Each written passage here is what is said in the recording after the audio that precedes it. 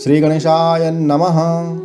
ओम शांत सनातन अप्रमेय निष्पाप मोक्ष रूप परम शांति देने वाले ब्रह्मा शंभु और शेष जी से निरंतर सेवित, वेदांत के द्वारा जानने योग्य, सर्वव्यापक, देवताओं में सबसे बड़े, माया से मनुष्य रूप में दिखने वाले, समस्त पापों को हरने वाले, करुणा की खान, रघुकुल में श्रेष्ठ तथा राजाओं के शिरोमणि राम कहलाने वाले जगदीश्वर की मैं वंदना करता हूँ। हे रघुनाथ जी, मैं सत्य कहता हूँ और फिर आप सबके अंतरात्मा ही है, सब जानते ही हैं कि मेरे हृदय में दूसरी कोई इच्छा नहीं है। हे रघुकुल श्रेष्ठ, मुझे अपनी निर्भरा यानी पूर्ण भक्ति दीजिए और मेरे मन को काम आदि दोषों से भी रहित कीजिए। अतुलित बल के धाम, सोने के पर्वत, सुमेरु के समान कांति युक्त शरीर वाले दैत्य रूपी वन को ध्वंस करने के लिए अग्नि रूप, ज्ञानियों में अग्रगण्य, संपूर्ण गुणों के निधान, वानरों के स्वामी श्री रघुनाथ जी के प्रिय भक्त पवन पुत्र श्री हनुमान जी को मैं प्रणाम करता हूँ। जाम्बुवान के सुंदर वचन सुनकर हनुमान जी के हृदय को बहुत ही भाए। वे बोले, हे भाई, तुम लोग दुख सहकर कंदमूल फल खाकर तब तक मेरी राह देखना जब तक मैं सीता जी को देखकर लौट ना आऊँ। यह कार्य अवश्य होगा क्योंकि मुझे बहुत ही हर्ष हो रहा है। यह कहकर और सबको मस्तक नवाकर तथा हृदय में श्री रघुनाथ जी को धारण करके हनुमान जी हर्षित होकर चले। समुद्र के तीर पर एक बहुत सुंदर पर्वत था। हनुमान जी खेल से ही कूदकर उसके ऊपर जा चढ़े और बार बार श्री रघुवीर का स्मरण करके अत्यंत बलवान हनुमान जी उस पर से बड़े वेग से उछले। जिस पर्वत पर हनुमान जी पैर रखकर चले वह तुरंत ही पाताल में धंस गया। जैसे श्री रघुनाथ जी का अमोघ वाण चलता है उसी तरह से हनुमान जी चले। समुद्र ने भी उन्हें श्री रघुनाथ जी का दूत समझकर मैनाक पर्वत से कहा, हे मैनाक, तू इनकी थकावट दूर करने वाला हो। हनुमान जी ने उसे सिर पर हाथ से छू दिया और प्रणाम करके कहा, भाई, श्री रामचंद्र जी का कार्य किए बिना मुझे विश्राम कहाँ। देवताओं ने पवन पुत्र हनुमान जी को जाते हुए देखा। उनकी विशेष बल बुद्धि को जानने के लिए परीक्षार्थ उन्होंने सुरसा नामक सर्पों की माता को भेजा। उसने आकर हनुमान जी से यह बात कही, आज देवताओं ने मुझे भोजन दिया है। यह वचन सुनकर पवन कुमार श्री हनुमान जी ने कहा, मैं श्री राम जी का कार्य करके लौट आऊं और सीता जी की खबर प्रभु को सुना दूं, तब मैं आकर तुम्हारे मुंह में घुस जाऊंगा और तुम मुझे खा लेना। हे माता, मैं सत्य कहता हूँ, पर अभी मुझे जाने दो। जब किसी भी उपाय से उसने जाने नहीं दिया तब हनुमान जी ने कहा, तो फिर मुझे खा न ले। उसने योजन भर में मुंह फैलाया। तब हनुमान जी ने अपने शरीर को उससे दूना बढ़ा लिया। उसने 16 योजन का मुख किया। हनुमान जी तुरंत ही 32 योजन के हो गए। जैसे जैसे सुरसा मुख का विस्तार बढ़ाती थी, हनुमान जी उसका दूना रूप दिखलाते थे। उसने 100 योजन यानी 400 कोस का मुख किया।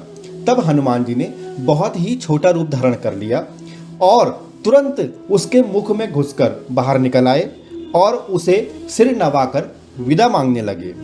उसने कहा, मैंने तुम्हारे बल और बुद्धि का भेद पा लिया जिसके लिए मुझे देवताओं ने भेजा था। तुम श्री रामचंद्र जी का सब कार्य अवश्य करोगे क्योंकि तुम बल और बुद्धि के भंडार हो। ऐसा आशीर्वाद देकर वह चली गई। तब हनुमान जी भी हर्षित होकर के चले। समुद्र में एक राक्षसी रहती थी। वह माया करके आकाश में उड़ते हुए पक्षियों को पकड़ लेती थी।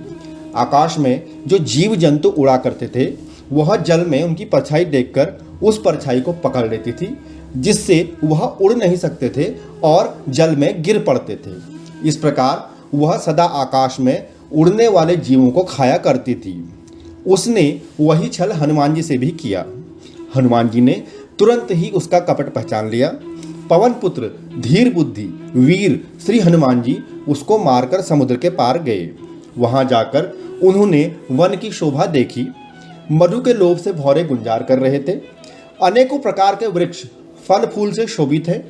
पक्षी और पशुओं के समूह को देखकर तो वे मन में बहुत ही प्रसन्न हुए। सामने एक विशाल पर्वत देखकर हनुमान जी भय त्याग कर उस पर जा चढ़े। शिव जी कहते हैं, हे उमा, इसमें वानर हनुमान की कुछ बड़ाई नहीं है। यह प्रभु का प्रताप है जो काल को भी खा जाता है। पर्वत पर चढ़कर उन्होंने लंका नगरी देखी।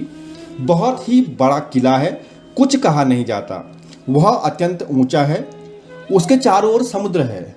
सोने के परकोटे का परम प्रकाश हो रहा है।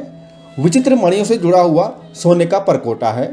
उसके अंदर बहुत से सुंदर सुंदर घर हैं, चौराहे, बाजार, सुंदर मार्ग और गलियां हैं। सुंदर नगर बहुत प्रकार से सजा हुआ है।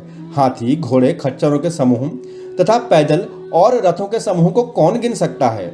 अनेक रूपों के राक्षसों के दल हैं। उनकी अत्यंत बलवती सेना का वर्णन करते नहीं बनता है। वन, बाग, उपवन, फुलवाड़ी, तालाब, कुएं और बावलियां सुशोभित हैं।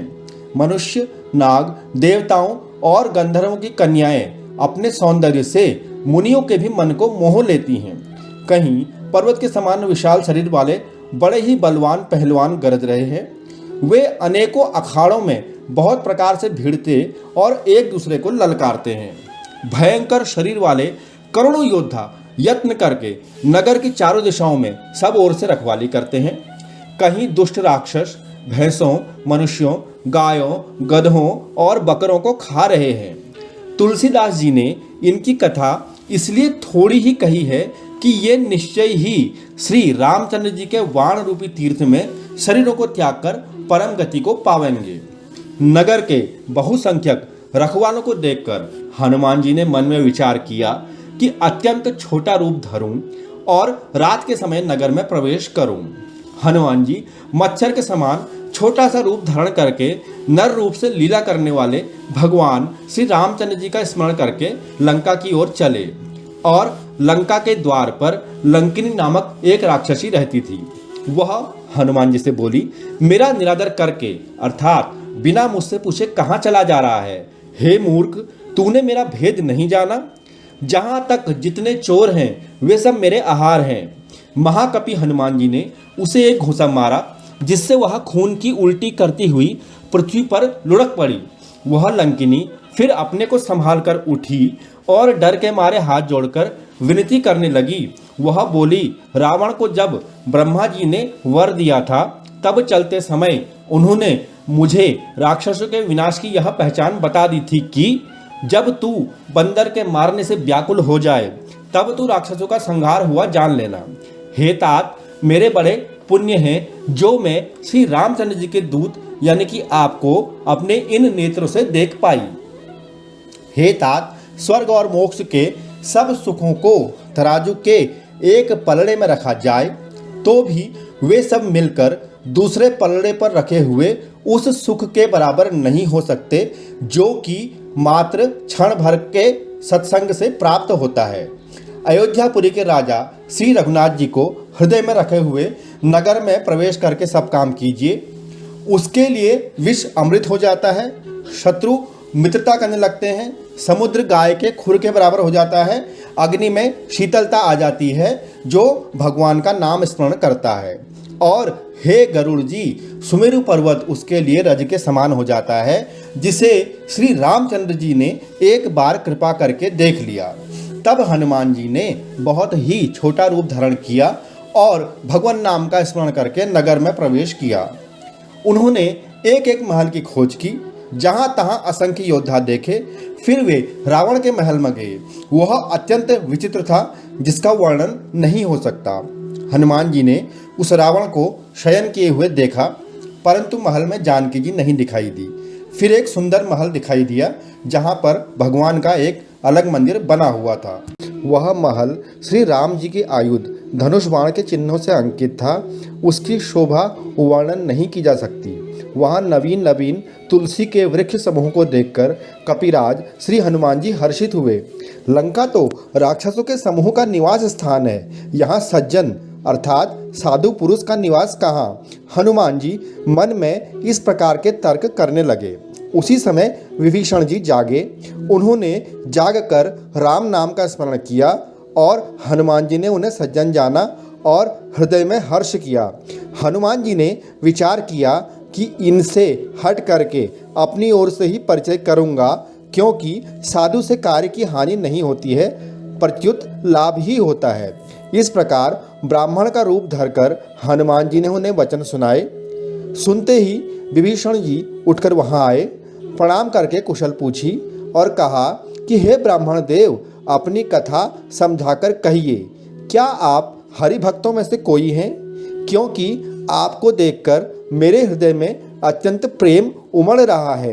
अथवा क्या आप दीनों से प्रेम करने वाले स्वयं श्री राम जी ही हैं, जो मुझे बड़भागी बनाने यानी कि घर बैठे बैठे दर्शन देकर कृतार्थ करने आए हैं। तब हनुमान जी ने श्री रामचंद्र जी की सारी कथा कहकर अपना नाम बताया। सुनते ही दोनों के शरीर पुलकित हो गए और श्री राम जी के गुण समूहों का स्मरण करके दोनों के मन प्रेम और आनंद में मग्न हो गए। विभीषण जी ने कहा, हे पवन पुत्र, मेरी रहनी सुनो। मैं यहाँ वैसे ही रहता हूँ जैसे दांतों के बीच में बिचारी जीव। हे तात, मुझे अनाथ जानकर सूर्य कुल के नाथ श्री रामचंद्र जी क्या कभी मुझ पर कृपा करेंगे? मेरा तामसी शरीर होने से साधन तो कुछ बनता है नहीं और न मन में श्री रामचंद्र जी के चरण कमलों के लिए प्रेम ही है। परंतु हे हनुमान जी, अब मुझे विश्वास हो गया है कि श्री राम जी की मुझ पर कृपा है, क्योंकि हरि की कृपा के बिना संत नहीं मिलते। जब श्री रघुवीर ने कृपा की है तभी तो आपने हट करके अपनी ओर से दर्शन दिए हैं। हनुमान जी ने कहा, हे विभीषण जी सुनिए, प्रभु की यह रीति है कि वे सेवक पर सदा प्रेम ही किया करते हैं। भला कहिए, मैं ही कौन सा बड़ा कुलीन हूँ, जाति का चंचल वानर हूँ और सब प्रकार से नीच हूँ। प्रातः काल जो हम लोगों यानी बंदरों का नाम ले ले, उस दिन तो उसे भोजन ही न मिले। हे सखा सुनिए, मैं ऐसा अधम हूँ, पर श्री रामचंद्र जी ने मुझ पर भी कृपा ही की है। भगवान के गुणों का स्मरण करके हनुमान जी के दोनों नेत्रों में प्रेमाश्रुओं का जल भर आया। जो जानते हुए भी ऐसे स्वामी श्री रघुनाथ जी को भुलाकर विषयों के पीछे भटकते फिरते हैं, वे दुखी क्यों न हो। इस प्रकार श्री राम जी के गुण समूह को कहते हुए उन्होंने अनिर्वचनीय परम शांति प्राप्त की। फिर विभीषण जी ने कहा, श्री जानकी जी जिस प्रकार लंका में रहती थी वह सब कथा कही। तब हनुमान जी ने कहा, हे भाई सुनो, मैं जानकी माता को देखना चाहता हूँ। विभीषण जी ने माता जी के दर्शन की सब युक्तियाँ कह सुनाई। तब हनुमान जी विदा लेकर के चले। फिर वही पहले का मशक सरिका यानी लघु रूप रख करके वहाँ गए जहाँ अशोक वन में जिस भाग में सीता जी रहा करती थी। सीता जी को देखकर हनुमान जी ने उन्हें मन ही मन में प्रणाम किया। उन्हें बैठे ही बैठे रात्रि के चारों पहर बीत जाते हैं। शरीर दुबला हो गया है, सिर पर जटाओं की एक वेणी है, हृदय में श्री रघुनाथ जी के गुण समूह का जाप निरंतर करती रहती हैं। श्री जानकी जी नेत्रों को अपने चरणों में लगाए हुए हैं, अर्थात नीचे की ओर देख रहे हैं और मन ही मन श्री राम जी के चरण कमलों में लीन हैं। जानकी जी को दीन दुखी देखकर पवन पुत्र हनुमान जी बहुत ही दुखी हुए। हनुमान जी वृक्ष के पत्तों में छिपे रहे और विचार करने लगे कि हे भाई क्या करूं, इन माता का दुख कैसे दूर करूं।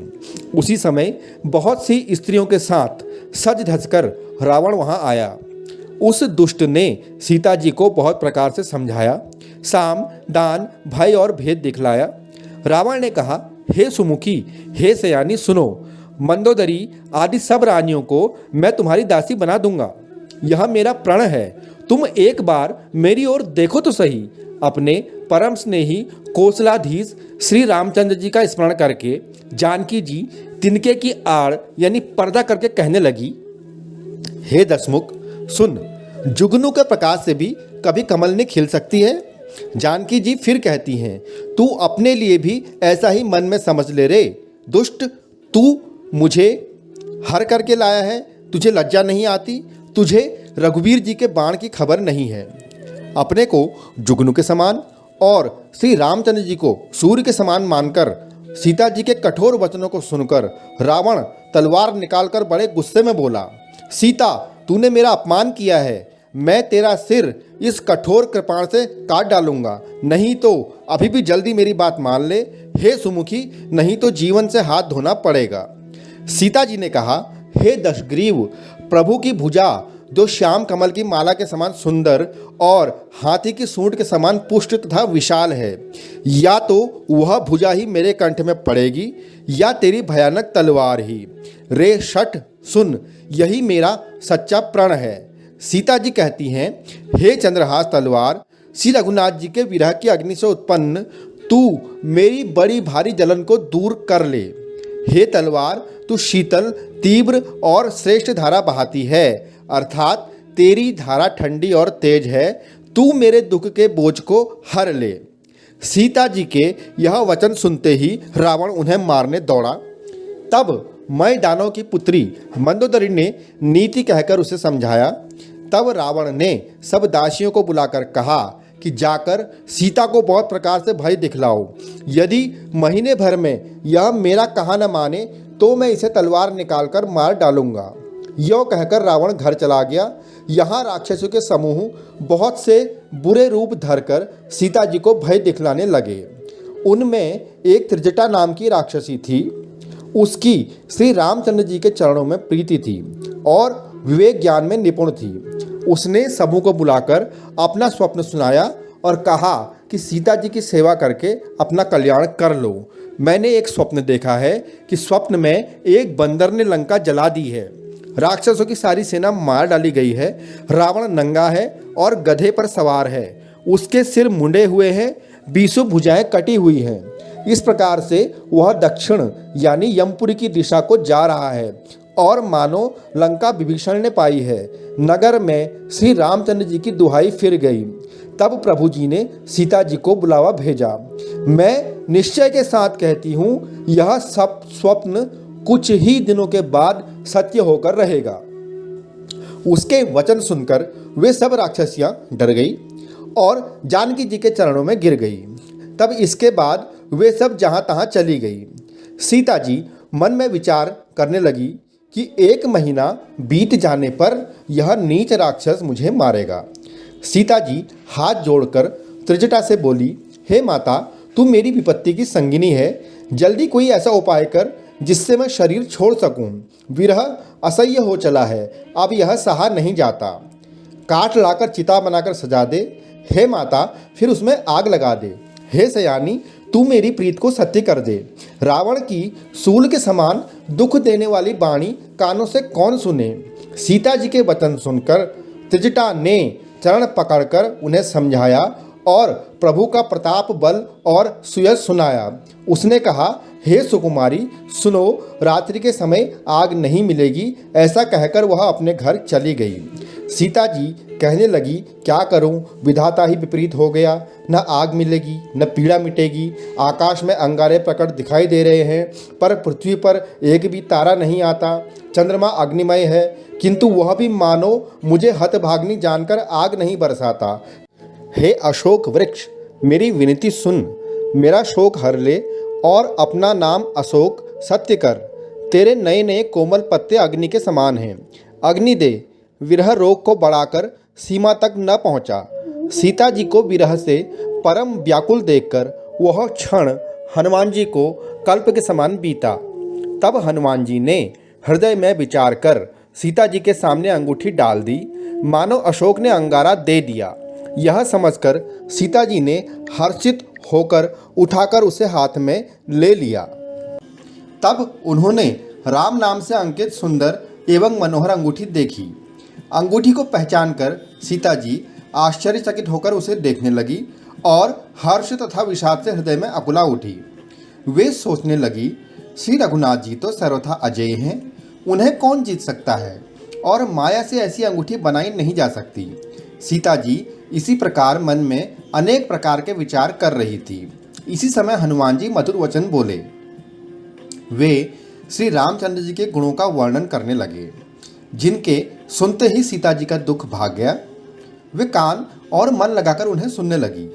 हनुमान जी ने आदि से लेकर अब तक की सारी कथा कह सुनाई।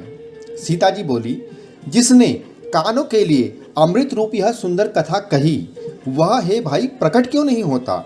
तब हनुमान जी पास चले गए। उन्हें देखकर सीता जी फिर मुंह फेर कर बैठ गई। उनके मन में आश्चर्य हुआ। हनुमान जी ने कहा, हे माता, मैं श्री राम जी का दूत हूँ। करुणा निधान की सच्ची शपथ करता हूँ। हे माता, यह अंगूठी मैं ही लाया हूँ। श्री राम जी ने मुझे आपके लिए यह शहीदानी यानी कि निशानी या पहचान दी है। तब सीता जी ने पूछा, नर और वानर का संग कहो कैसे हुआ? और हनुमान जी ने जैसे संग हुआ था वह सब कथा कही। हनुमान जी के प्रेम युक्त वचन सुनकर सीता जी के मन में विश्वास उत्पन्न हो गया। उन्होंने जान लिया कि यह मन, वचन और कर्म से कृपा सागर श्री रघुनाथ जी का ही दास है। भगवान का सेवक जानकर उनकी प्रीति अत्यंत गाढ़ी हो गई। नेत्रों में प्रेमाश्रुओं का जल भर आया और शरीर अत्यंत पुलकित हो गया। सीता जी ने कहा, हे तात हनुमान, विरह सागर में डूबती हुई मुझको तुम जहाज जैसे हुए। मैं बलिहारी जाती हूँ। अब छोटे भाई लक्ष्मण जी सहित खर के शत्रु सुखधाम प्रभु का कुशल मंगल कहो। श्री रघुनाथ जी तो कोमल और कृपालु हृदय हैं। फिर हे हनुमान, उन्होंने किस कारण यह निष्ठुरता धारण कर ली है?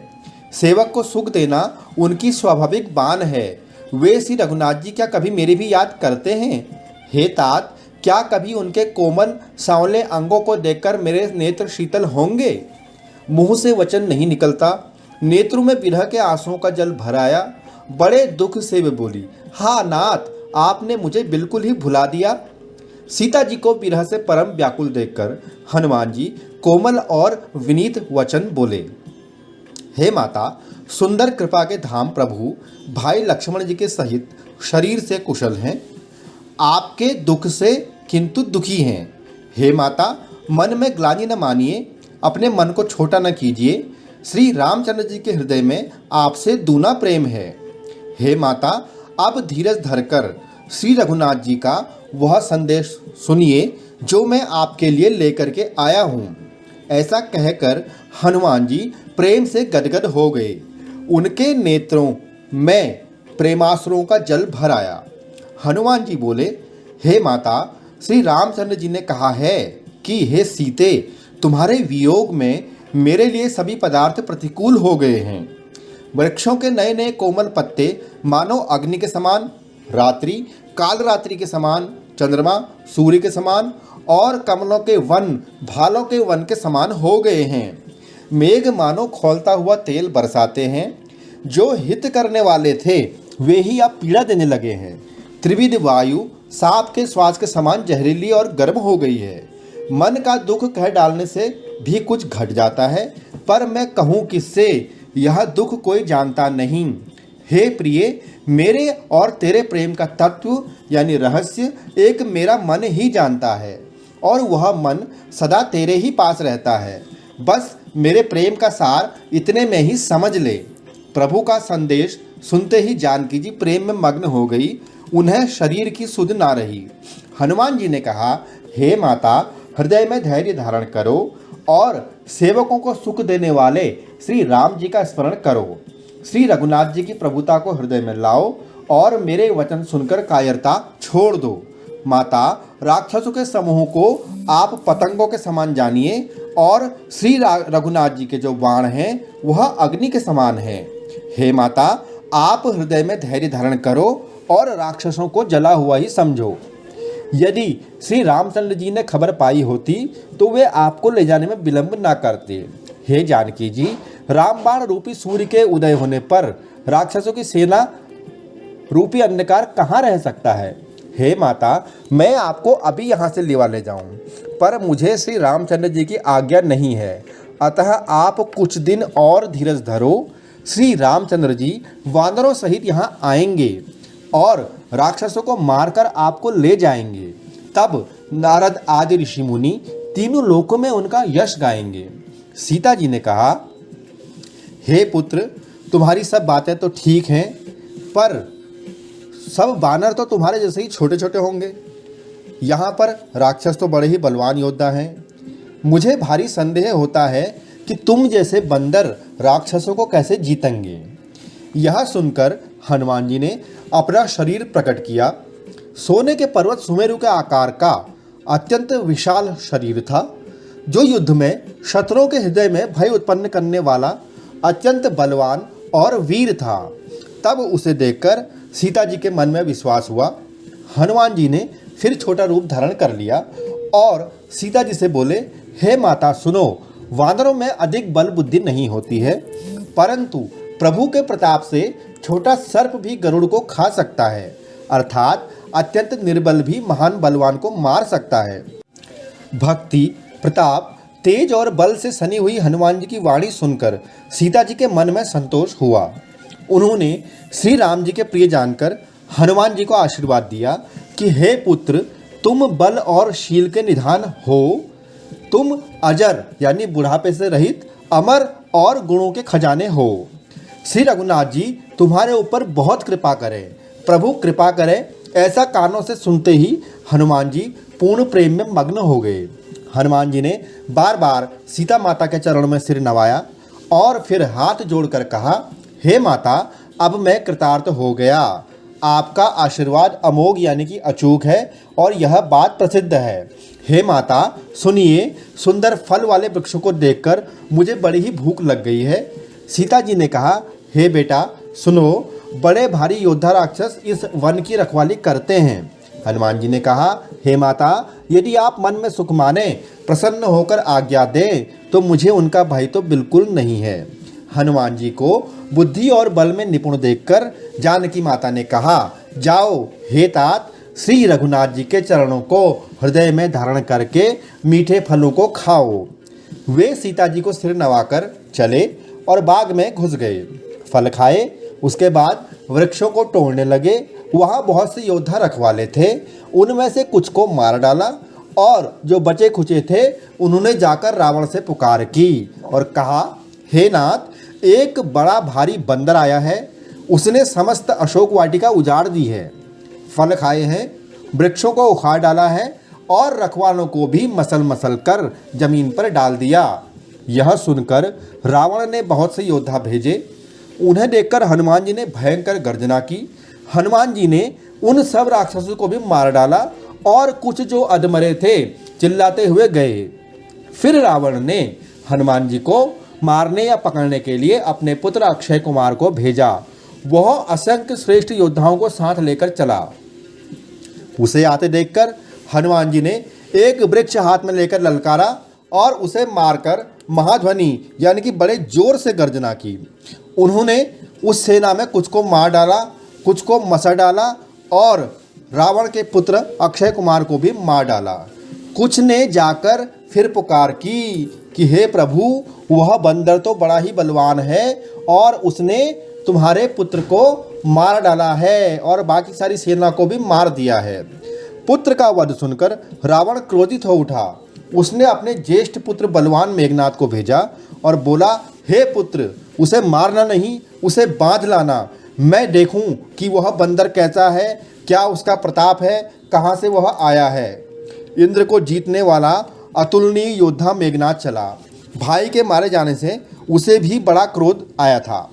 हनुमान जी ने देखा कि अब की बार और भी भयानक योद्धा आया हुआ है।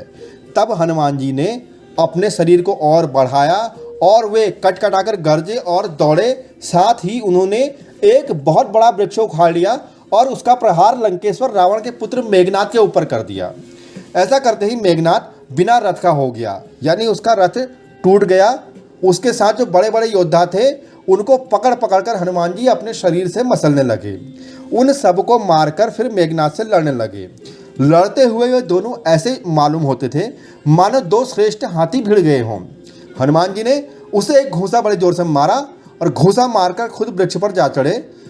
हनुमान जी के घूंसे से मेघनाथ को क्षण भर के लिए मूर्छा आ गई। फिर वह उठा।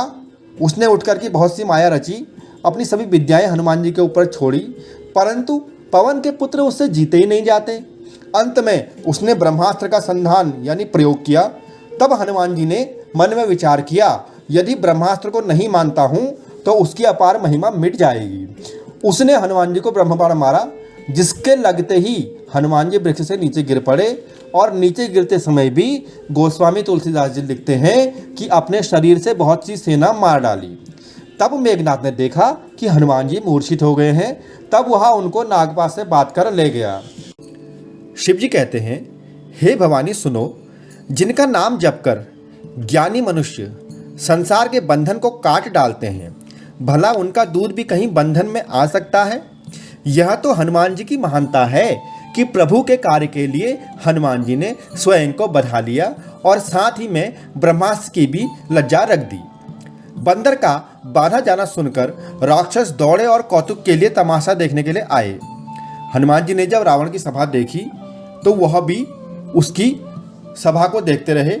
वहां पर देवता और दिक्पाल भी हाथ जोड़े हुए बड़ी नम्रता के साथ भयभीत हुए रावण की भौं ताक रहे हैं। उसका ऐसा प्रताप देखकर भी महाकपि हनुमान जी के मन में जरा भी डर नहीं हुआ और वे ऐसे निशंक खड़े रहे जैसे कि सर्पों के समूह में गरुड़ रहते हैं निर्भय होकर के।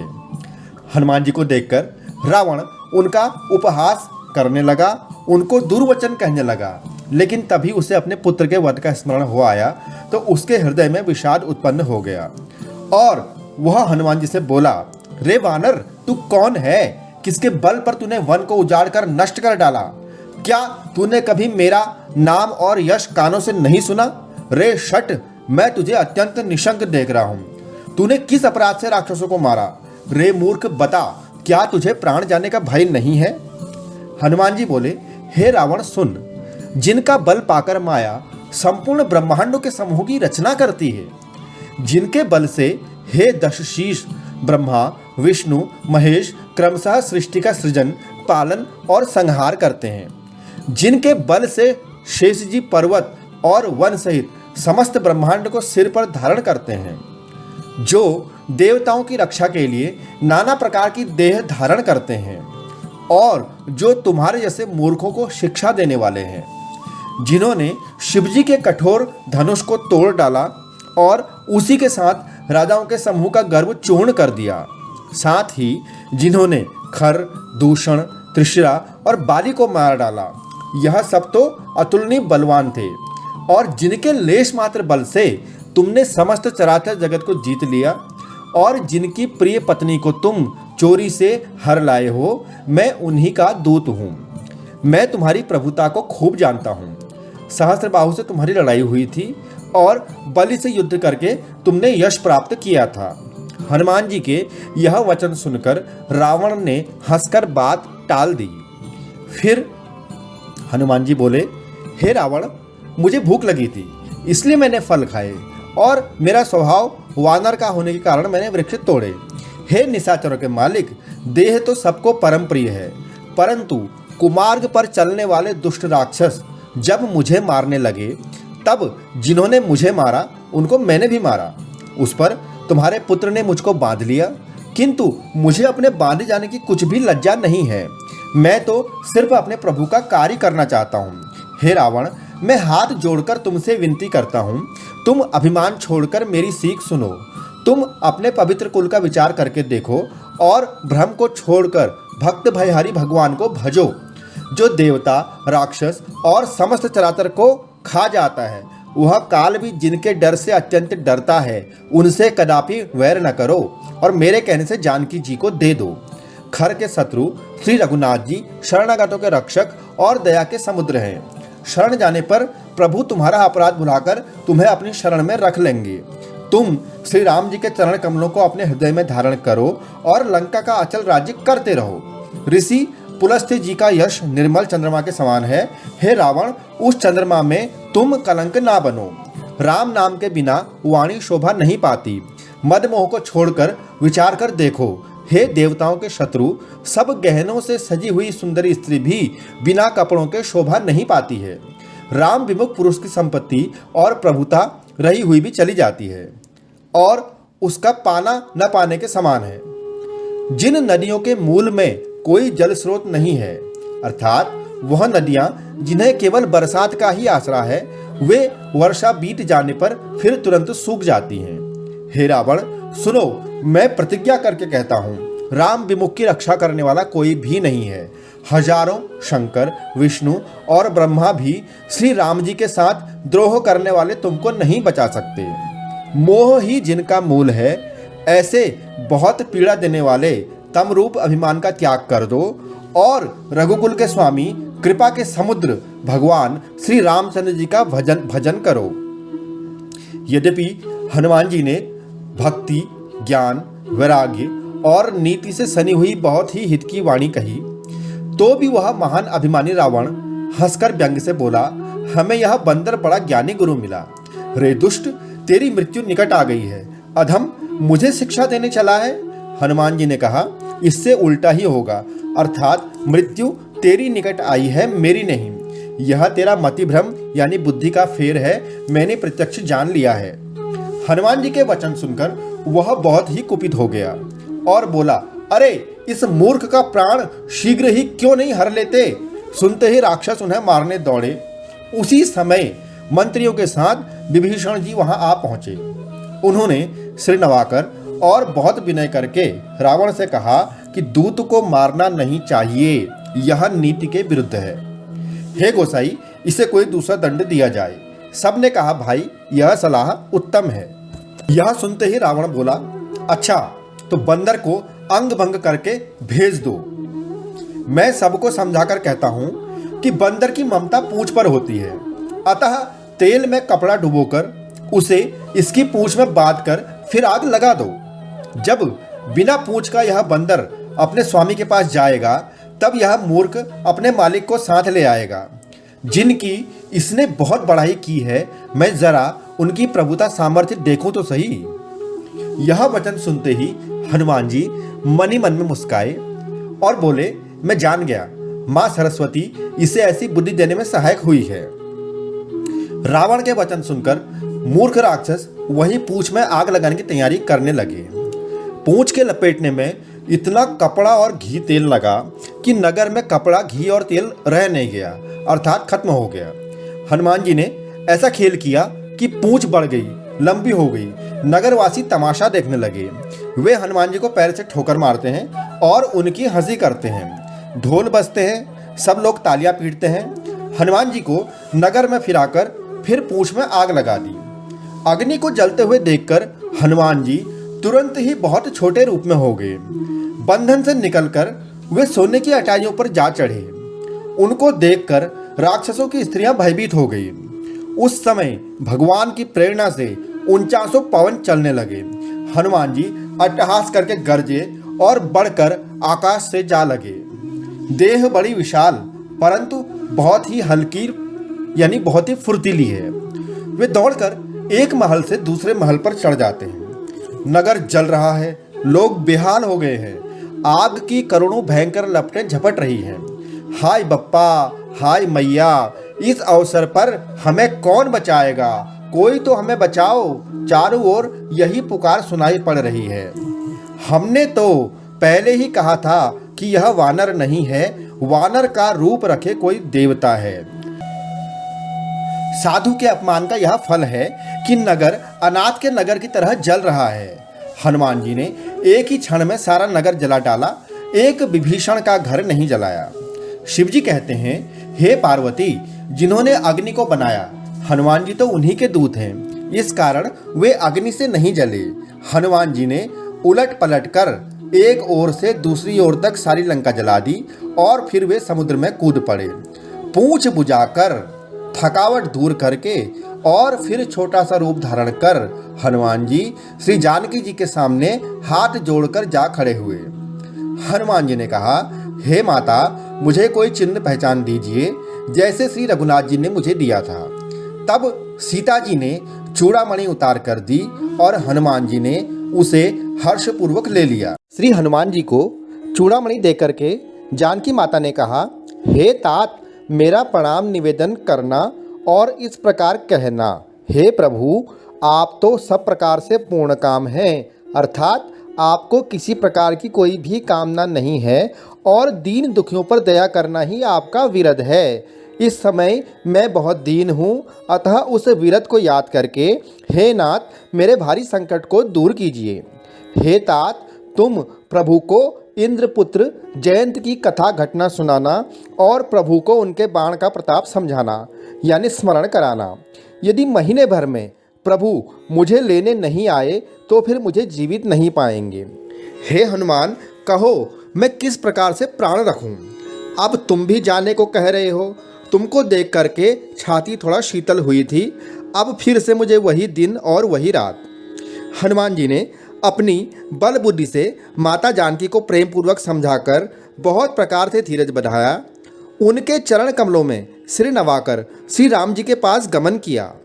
चलते समय उन्होंने महाध्वनि से भारी गर्जन किया, जिसे सुनकर राक्षसों की स्त्रियों के गर्भ गिरने लगे और इसके बाद समुद्र लांघकर वे इस पार आए और अपने साथी बानरों को किलकिला शब्द सुनाया।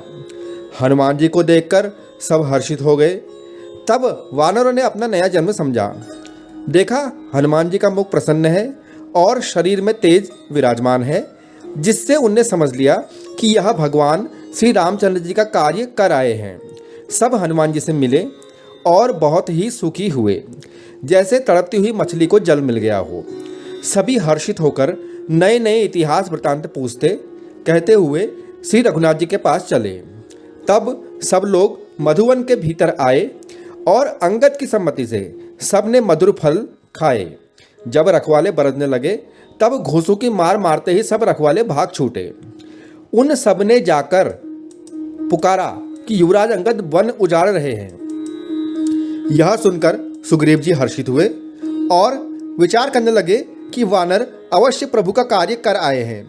यदि सीता जी की खबर नहीं पाई होती तो क्या वे मधुवन के फल खा सकते थे। इस प्रकार वानरों के राजा सुग्रीव मन में विचार कर ही रहे थे कि समाज सहित वानर आ गए। सबने आकर अपने राजा सुग्रीव जी के चरणों में सिर नवाया। कपिराज सुग्रीव सभी से बड़े प्रेम के साथ मिले। उन्होंने कुशल पूछी। तब वानरों ने उत्तर दिया, आपके चरणों के दर्शन से सब कुशल है। श्री राम जी की कृपा से विशेष कार्य हुआ, अर्थात हम सफल हुए हैं। और हे नाथ, सब कार्य श्री हनुमान जी ने किया और सब वानरों के प्राण बचा लिए।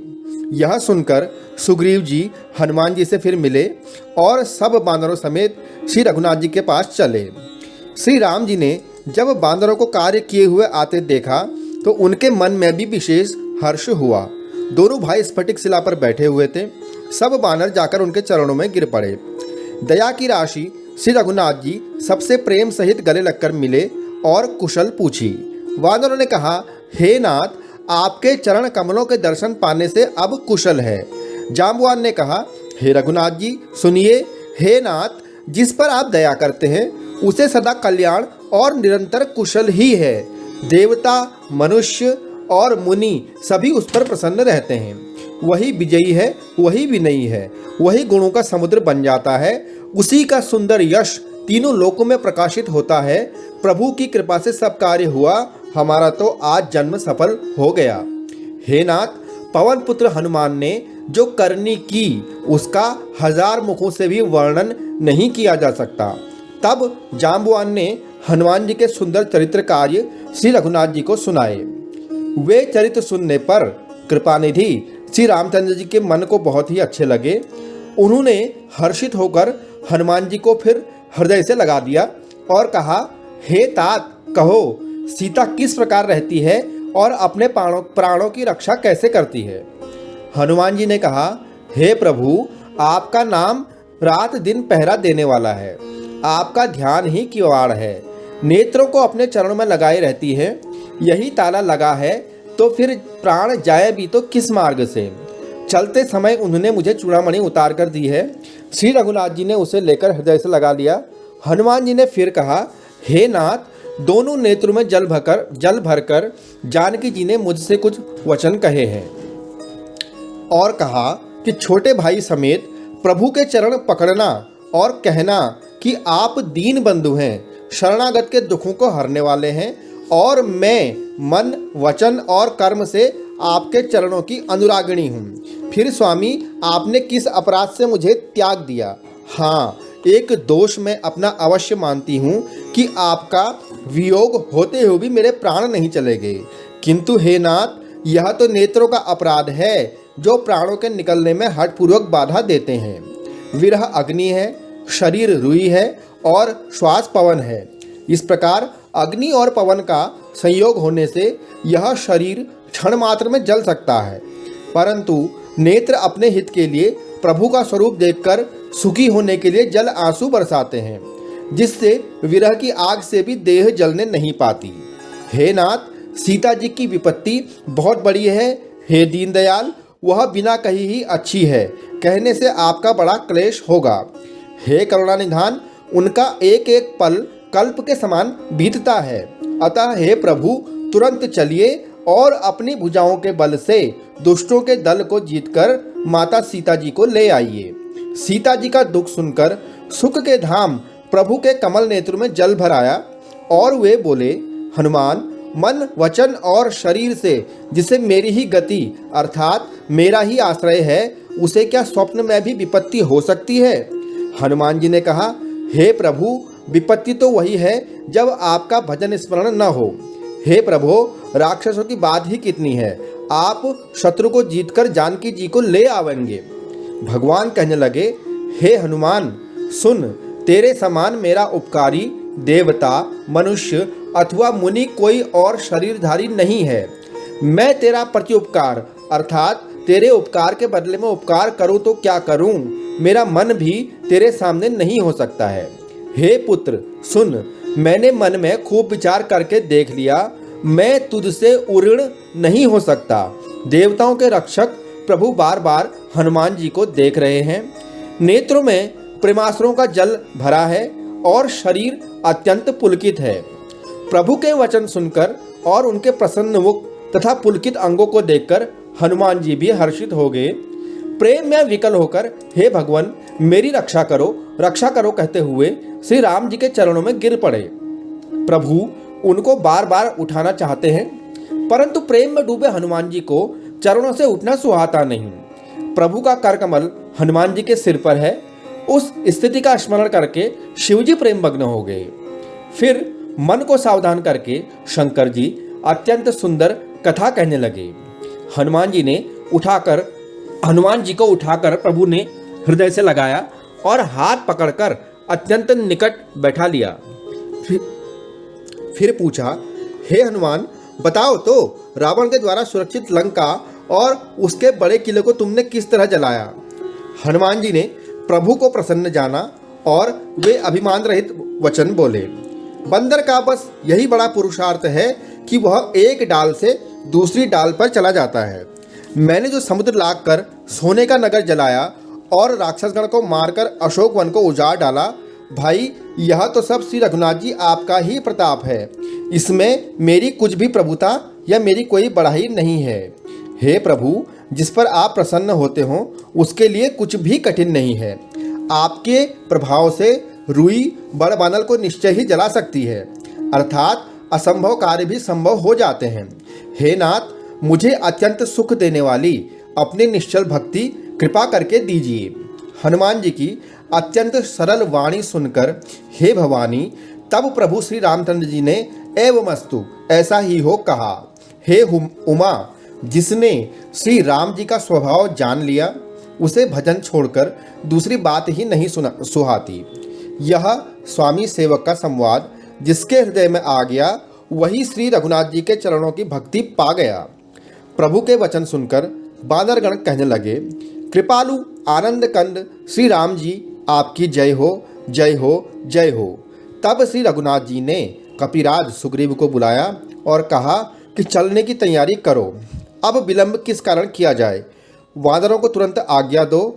भगवान की यह लीला यानी रावण वध की तैयारी देखकर बहुत से फूल बरसाकर और हर्षित होकर देवता आकाश से अपने अपने लोक को चले।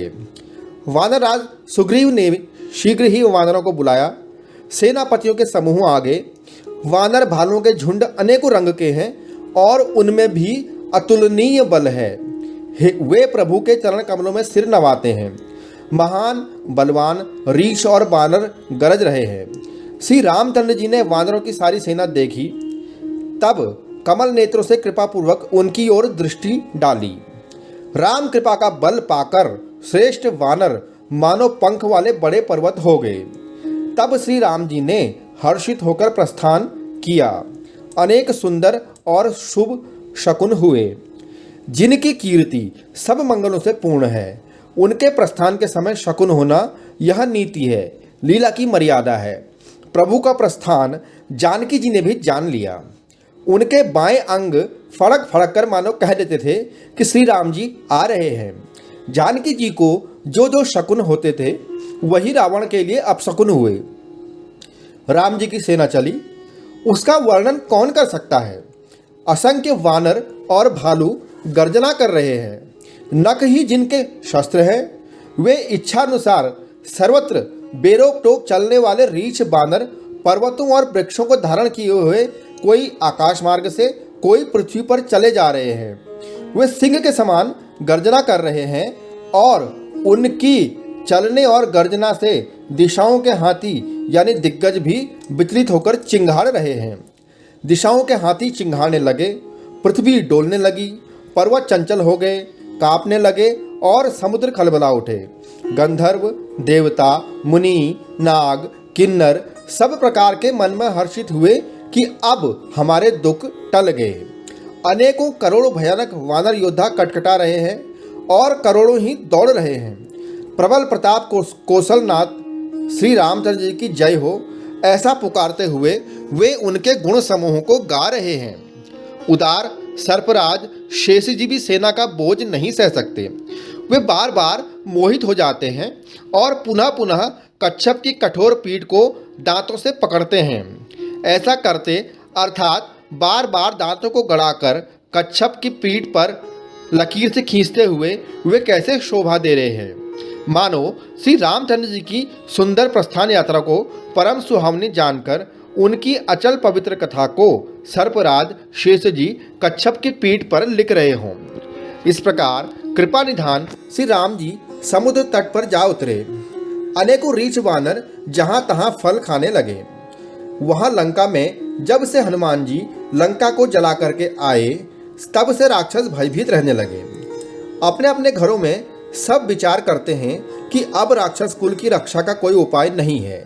जिसके दूत के बल का वर्णन नहीं किया जा सकता, उसके स्वयं नगर में आने पर भला कौन भलाई है। हम लोगों की बड़ी बुरी दशा होने वाली है। दूतियों से नगरवासियों के यह वचन सुनकर मंदोदरी बहुत ही व्याकुल हो गई। वह एकांत में हाथ जोड़कर पति रावण के चरणों में लगी और नीति रस में पगी हुई वाणी बोली, हे प्रियतम, श्री हरि से विरोध छोड़ दीजिए।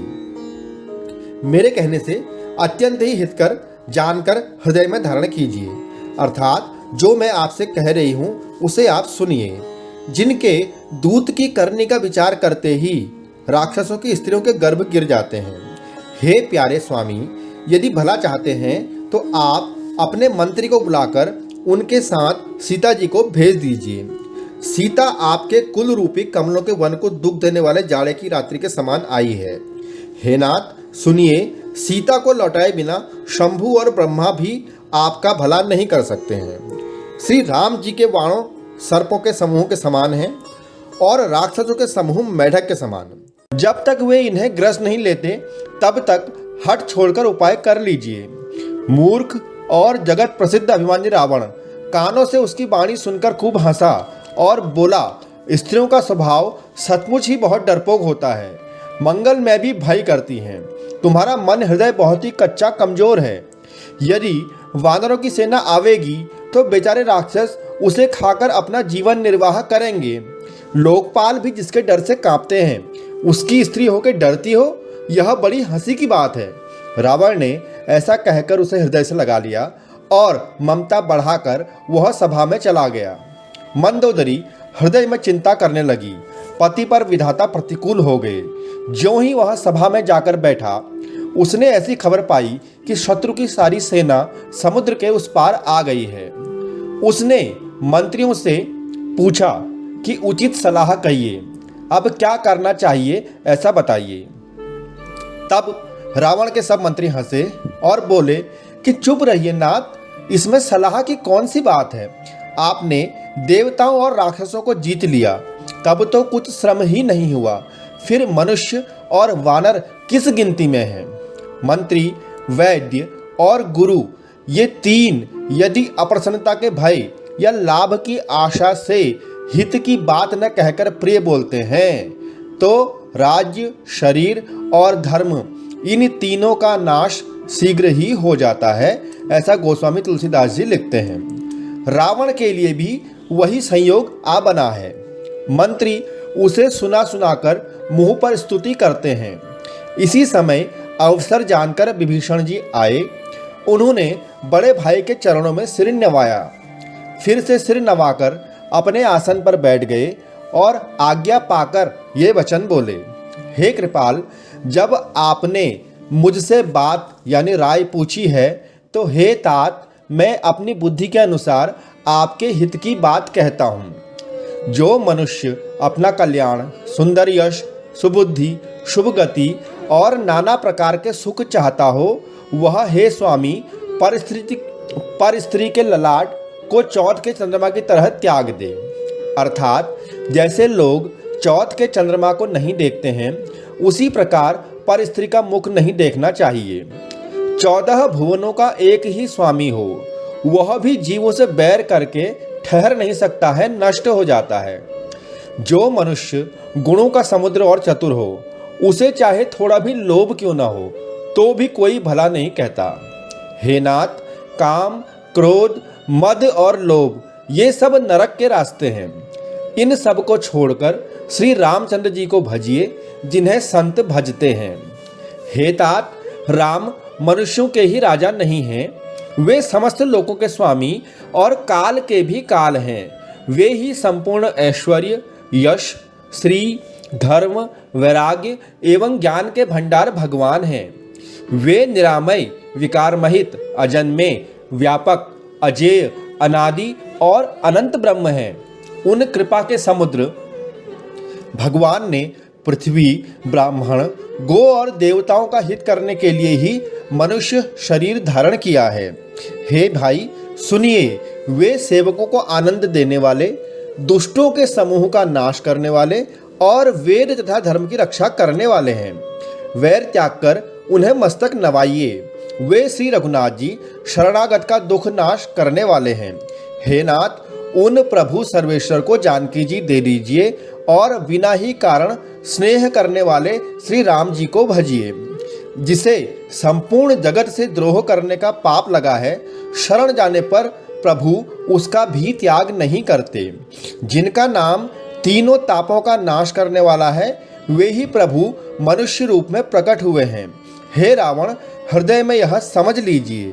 हे दशशीष, मैं बार बार आपके चरणों में विनती करता हूँ कि मान, मोह और मद को त्याग कर आप कौशलपति श्री राम जी का भजन कीजिए।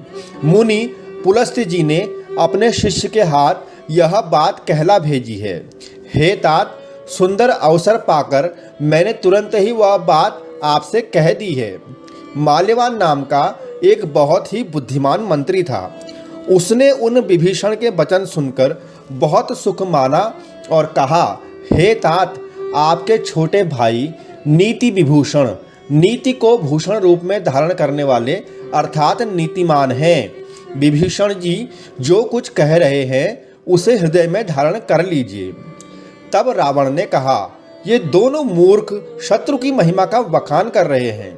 यहाँ कोई है, इन्हें दूर करो ना। तब माल्यवान तो घर को लौट गया और विभीषण जी हाथ जोड़कर फिर कहने लगे, हे नाथ, पुराण और वेद ऐसा कहते हैं कि सुबुद्धि और कुबुद्धि सबके हृदय में रहती है।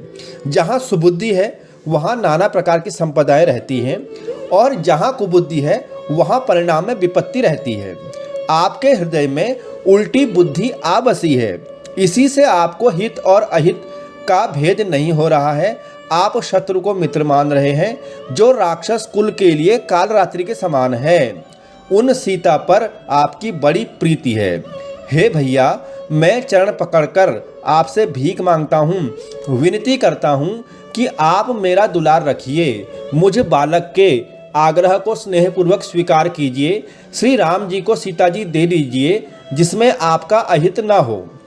विभीषण ने पंडितों, पुराणों और वेदों द्वारा सम्मत अनुमोदित वाणी से नीति बखान कर कही, पर उसे सुनते ही रावण क्रोधित हो उठा और बोला, रे दुष्ट, अब मृत्यु तेरी निकट आ गई है।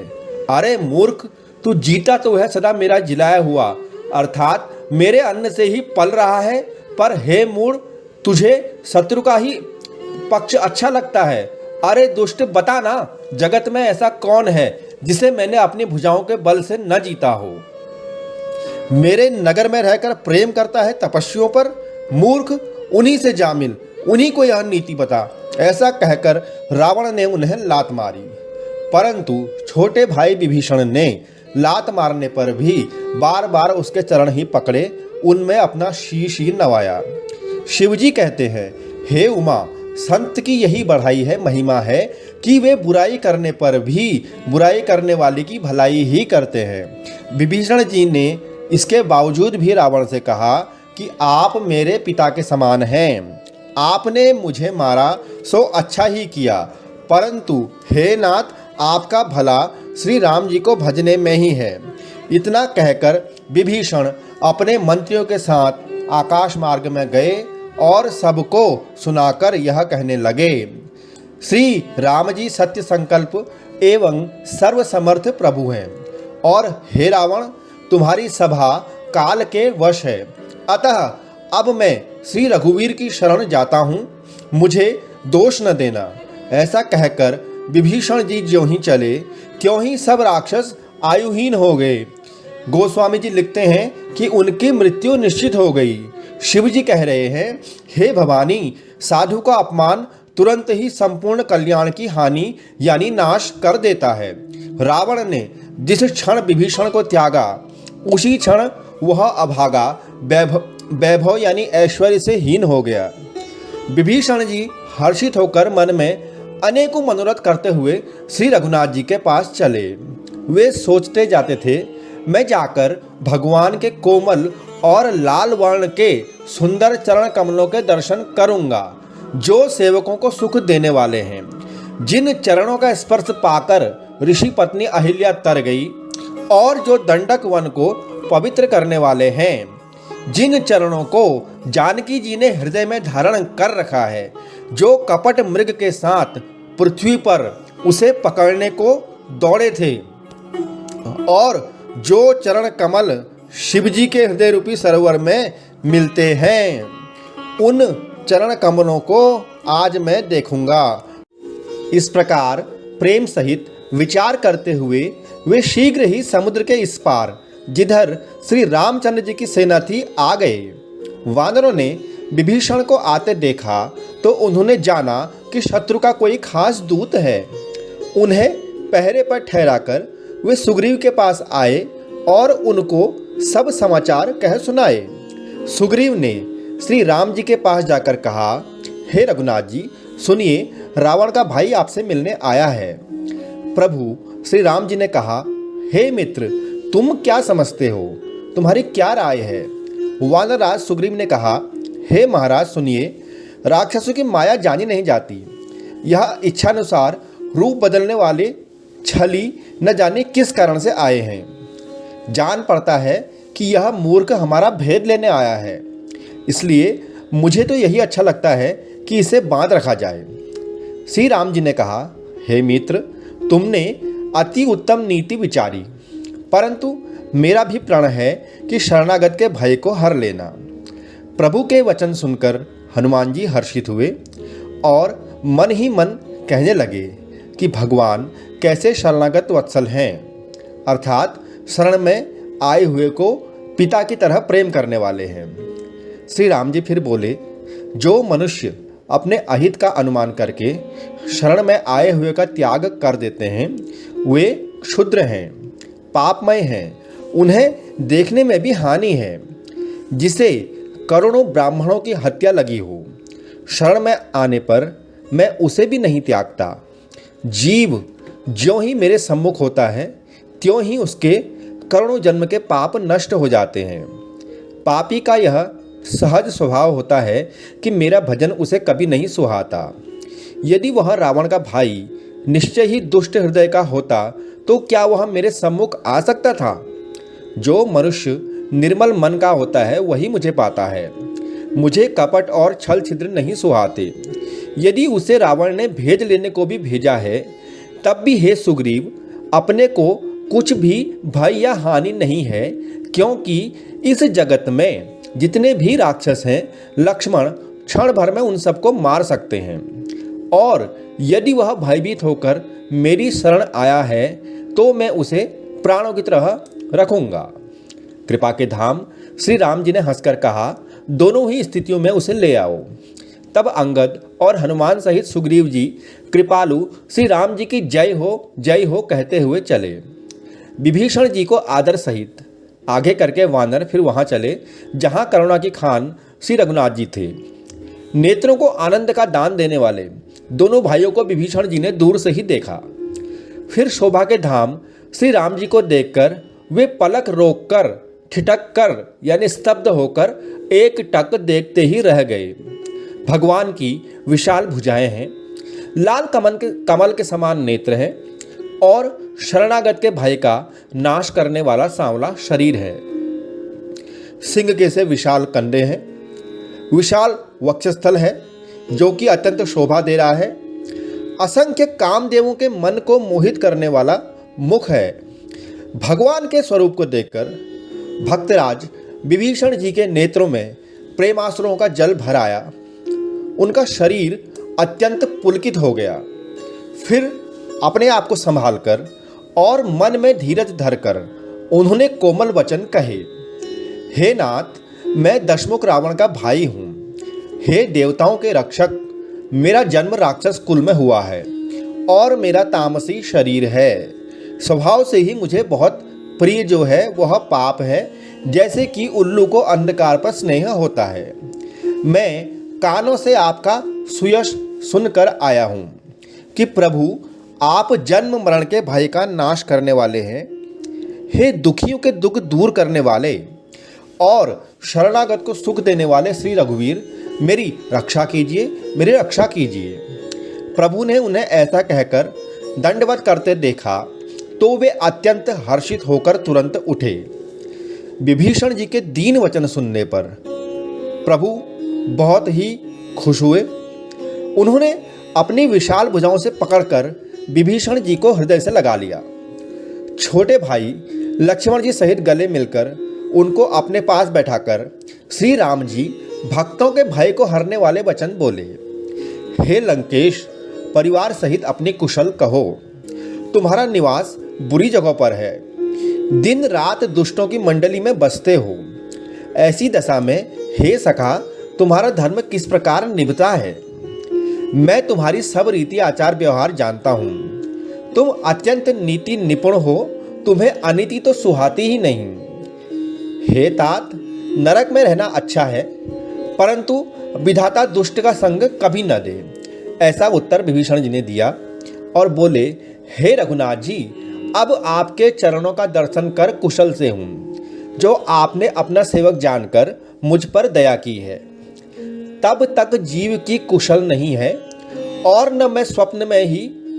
न ही स्वप्न में उनके मन को शांति है, जब तक वह शोक के घर काम को छोड़कर श्री राम जी को नहीं भजता।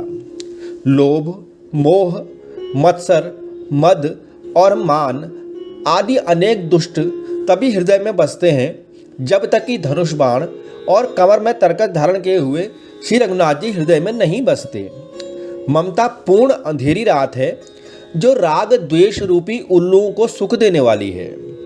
वह ममता रूपी रात्रि तभी तक जीव के मन में बसती है जब तक प्रभु आपका प्रताप रूपी सूर्य उदय नहीं होता। हे श्री राम जी, आपके चरणारविंद के दर्शन कर अब मैं कुशल से हूँ, मेरे भारी भय मिट गए हैं। हे कृपालु, आप जिस पर अनुकूल होते हैं उसे तीनों प्रकार के भवशूल, आध्यात्मिक, अधिदैविक और अधिभौतिक ताप नहीं व्यापते। मैं अत्यंत नीच स्वभाव का राक्षस हूँ। मैंने कभी शुभ आचरण नहीं किया, जिनका रूप मुनियों के ध्यान में भी नहीं आता। उन प्रभु ने स्वयं हर्षित होकर मुझे हृदय से लगा लिया।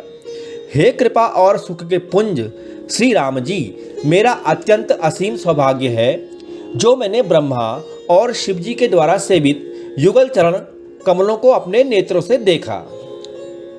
श्री राम जी ने कहा, हे सखा सुनो, मैं तुम्हें अपना स्वभाव कहता हूँ, जिसे काकभुषुंडी, शिव जी और पार्वती जी भी जानती हैं।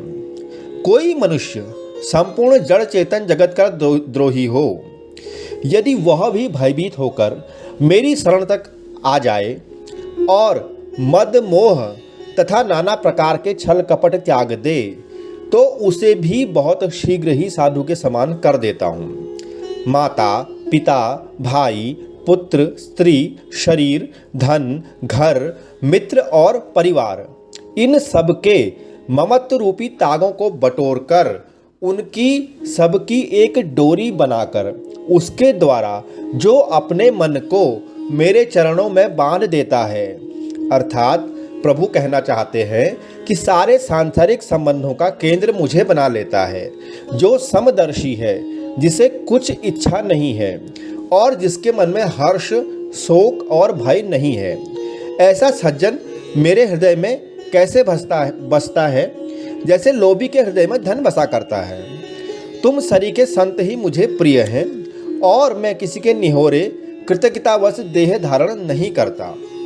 जो सगुण साकार भगवान के उपासक हैं, दूसरे के हित में लगे रहते हैं, नीति और नियमों में दृढ़ हैं और जिन्हें ब्राह्मणों के चरणों में प्रेम है, वे मनुष्य मेरे प्राणों के समान हैं।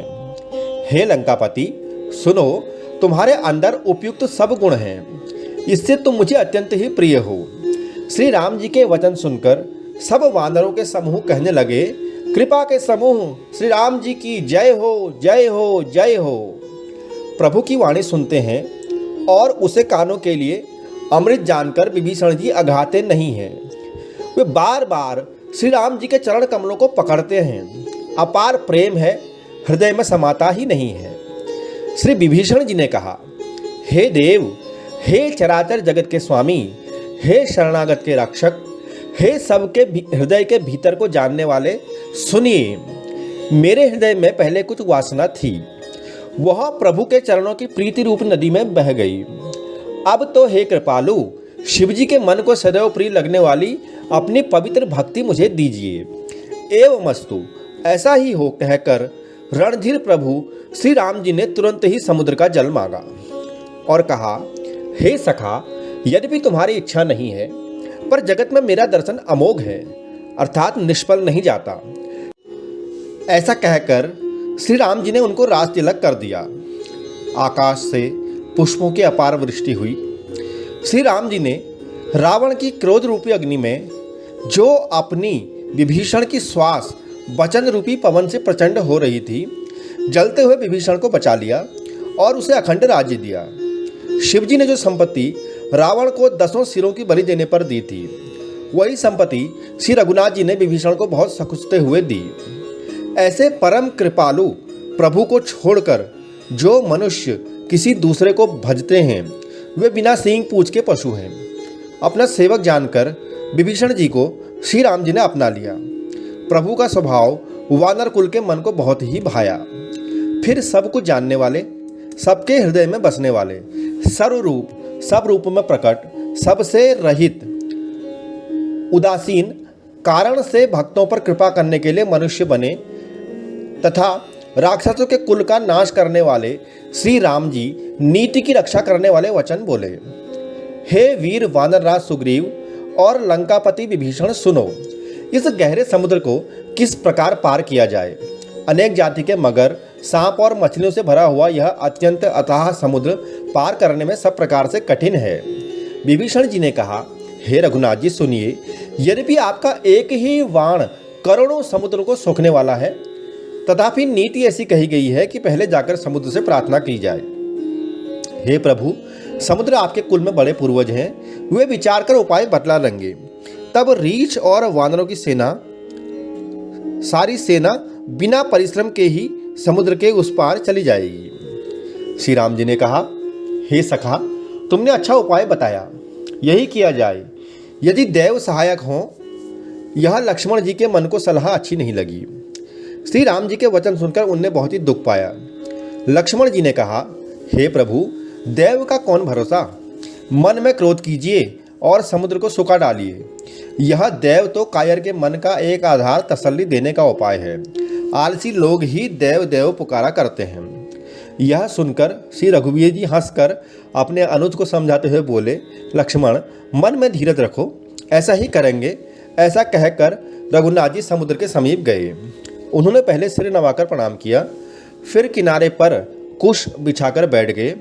इधर ज्यों ही विभीषण जी प्रभु के पास आए थे, त्यों ही रावण ने उनके पीछे दूत भेजे थे। कपट से वानर का शरीर धारण कर उन्होंने सब लीलाएं देखी। वे अपने हृदय में प्रभु के गुणों की और शरणागत पर उनके स्नेह की सराहना करने लगे। फिर वे प्रकट रूप में भी अत्यंत प्रेम के साथ श्री राम जी की पढ़ाई करने लगे। उन्हें कपट वेश भूल गया। सब वानरों ने जाना कि ये शत्रु के दूत हैं और सबको बांधकर सुग्रीव के पास ले आए। सुग्रीव ने कहा, सब वानरों सुनो, राक्षसों के अंग भंग करके भेज दो। सुग्रीव के वचन सुनकर वानर दौड़े। दूतों को बात कर उन्होंने सेना के चारों ओर घुमाया। वानर उन्हें बहुत तरह से मारने लगे। वे दीन होकर पुकारते थे, फिर भी वानरों ने उन्हें नहीं छोड़ा। तब दूतों ने पुकार कर कहा, जो हमारे नाक कान काटेगा उसे कौशलाधीश श्री राम जी की सौगंध है। यह सुनकर लक्ष्मण जी ने सबको निकट बुलाया। उन्हें बड़ी दया लगी। इससे हंसकर उन्होंने राक्षसों को तुरंत ही छुड़ा दिया और उनसे कहा, रावण के हाथ में यह चिट्ठी देना और कहना, हे कुलघातक, लक्ष्मण के शब्दों को बाँचो।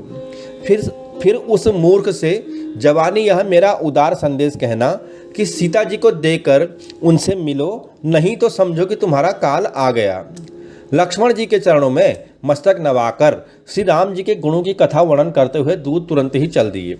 श्री राम जी का यश कहते हुए वे लंका में आए और उन्होंने रावण के चरणों में सिर नवाए। दशमुख रावण ने हंसकर बात पूछी, अरे शुक, अपनी कुशल क्यों नहीं कहता? फिर उस विभीषण का समाचार सुना, मृत्यु जिसके अत्यंत निकट आ गई है। मूर्ख ने राज्य करते हुए लंका को त्याग दिया। अभागा, अब जौ का कीड़ा घुन बनेगा। जौ के साथ जैसे घुन भी पिस जाता है, वैसे ही नर वानरों के साथ वह भी मारा जाएगा। फिर भालू और वानरों की सेना का हाल कह, जो कठिन काल की प्रेरणा से यहाँ चली आई है और जिनके जीवन का रक्षक कोमल चित्त वाला बेचारा समुद्र बन गया है। अर्थात उनके और राक्षसों के बीच में यदि समुद्र न होता तो अब तक राक्षस उन्हें मारकर खा गए होते। फिर उन तपस्वियों की बात बता जिनके हृदय में मेरा बड़ा डर है। तेरी उनसे भेंट हुई क्या? कानों से मेरा सुय सुनकर वे लौट गए। शत्रु सेना का तेज और बल बताता क्यों नहीं? तेरा चित्त बहुत ही चकित सा क्यों हो रहा है? दूत ने कहा, हे नाथ, आपने जैसे कृपा करके पूछा है वैसे ही क्रोध छोड़कर मेरा कहना मानिए। जब आपका छोटा भाई श्री राम जी से जाकर मिला तब उसके पहुंचते ही श्री राम जी ने उसका राज तिलक कर दिया।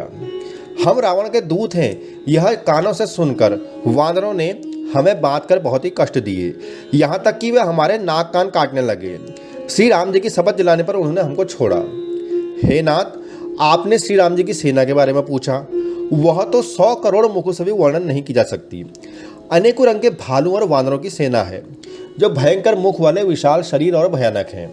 जिसने नगर को जलाया और आपके पुत्र अक्षय कुमार को मारा, उसका बल तो सब वानरों में थोड़ा ही है। असंख्य नामों वाले बड़े ही कठोर और भयंकर योद्धा हैं।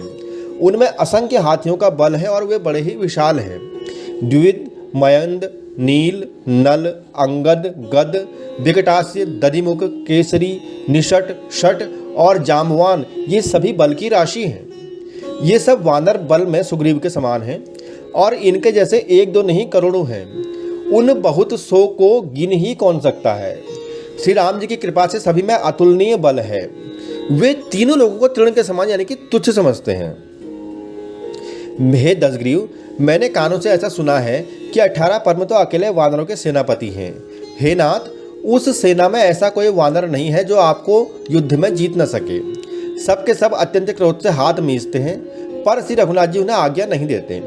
हम मछलियां और सांपों सहित समुद्र को सोख लेंगे, नहीं तो बड़े बड़े पर्वतों से उसे भरकर पाट देंगे और रावण को मसल कर धूल में मिला देंगे।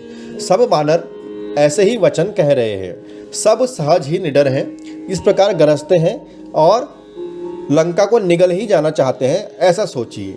सब बानर भालू सहज ही शूरवीर हैं और फिर उनके सिर पर प्रभु श्री राम जी हैं।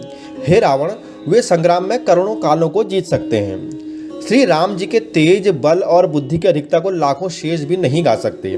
वे एक ही बाण से सैकड़ों समुद्र को सोख सकते हैं, परंतु नीति निपुण श्री राम जी ने नीति रक्षा के लिए आपके भाई से उपाय पूछा। उनके वचन सुनकर श्री राम जी समुद्र से राह मांग रहे हैं। उनके मन में कृपा भी है। दूत के वचन सुनकर रावण हंसा और बोला, जब ऐसी बुद्धि है तभी तो बानरों को सहायक बनाया है। स्वाभाविक डरपोक विभीषण के वचन को प्रमाण करके उन्होंने समुद्र से मचलना ठाना है। अरे मूर्ख, झूठी बड़ाई क्या करता है? मैंने राम जी की थाह पाली है और श्री राम जी के छोटे भाई लक्ष्मण ने यह पत्रिका दी है।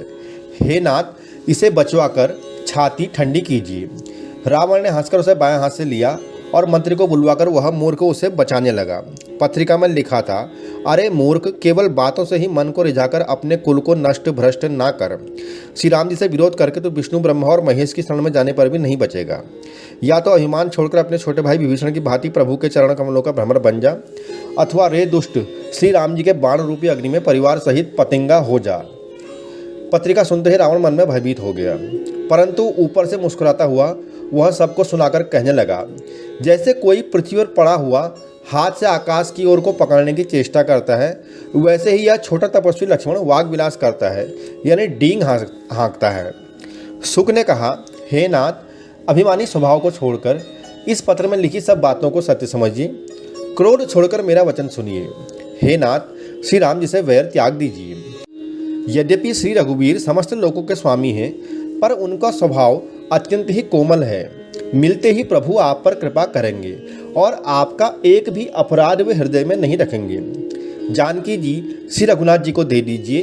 हे प्रभु, इतना मेरा कहना मान लीजिए। जब उस दूत ने जानकी जी को देने के लिए कहा, तब दुष्ट रावण ने उसको लात मारी। वह भी विभीषण की भांति चरणों में सिर नवाकर वहीं चला जहाँ कृपा सागर श्री रघुनाथ जी थे।